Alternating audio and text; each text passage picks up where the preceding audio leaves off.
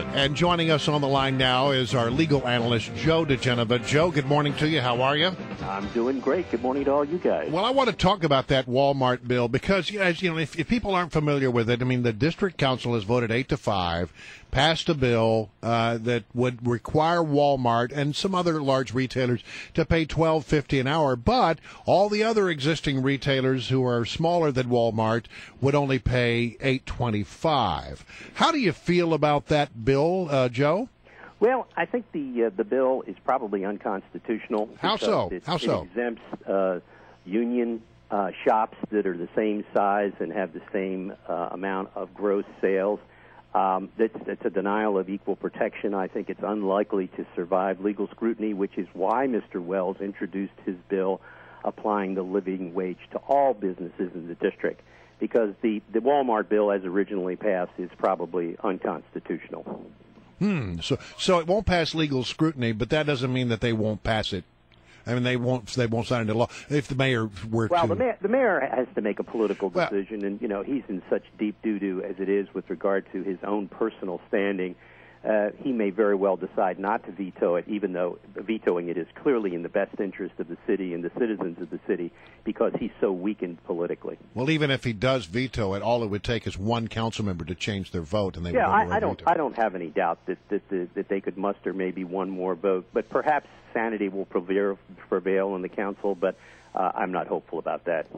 Joe DiGenova, I know you've watched with interest the aftermath of the Zimmerman verdict from Sanford, Florida. I wonder if you would like to weigh in on the president's remarks, utilizing the bully pulpit of the presidency to talk about how he, in fact, forget about being the father of Trayvon Martin, he could have been Trayvon himself. Yes, well, as usual, any great something like this, the president always decides to make it about himself.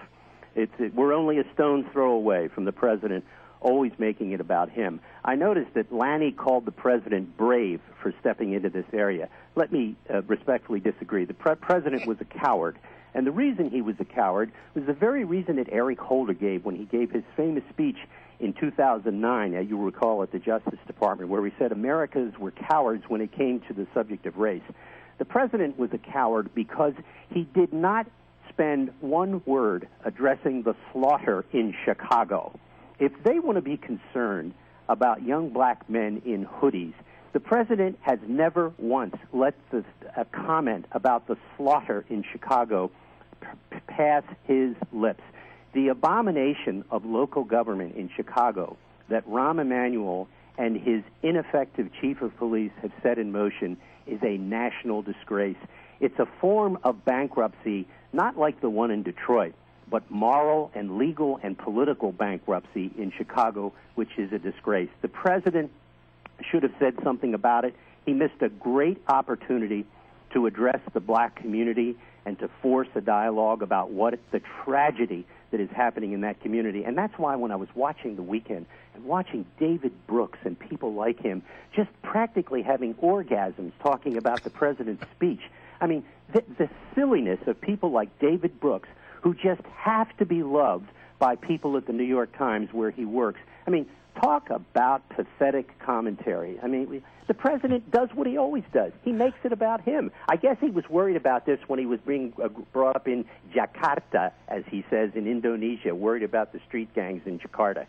All right, Joe DiGenova, you allowed us now to segue and pivot to the bankruptcy in Detroit. I wonder if you can focus on the legal aspects of this in terms of what the Fed can do legally, and can they do it? Do they need Michigan or Detroit's permission to intervene here? Well, bankruptcy is a creature of federal law. It's mentioned. We have very serious statutes. We have bankruptcy courts in all the federal districts. The bankruptcy judges generally are viewed as highly qualified people with great skills. Federal law preempts all state law, including provisions in state constitutions preserving pensions and making them inviolate. A bankruptcy judge has the discretion, however, a federal bankruptcy judge has the discretion to form a plan which could protect union pensions, but he or she is under no obligation to do so, and can do exactly what is being proposed by Mr. Orr and everyone else which is to give the pension holders current and future, a haircut, a big haircut. And the reason being very simple. The unfunded pension liability of Detroit is massive, as it is in about 40 other states.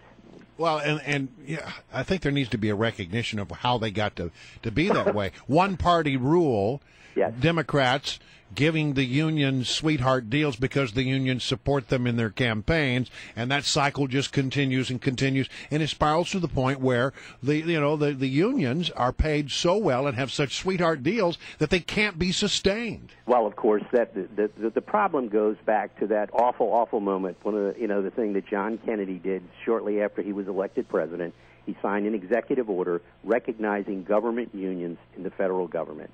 And then the rest is history. That was the beginning of a disastrous series of relationships which have condemned states, mostly states now, to what's happening in Detroit. It is inevitable that this will happen in almost every major city in the country because for the very reason you just gave, Brian, forget the law.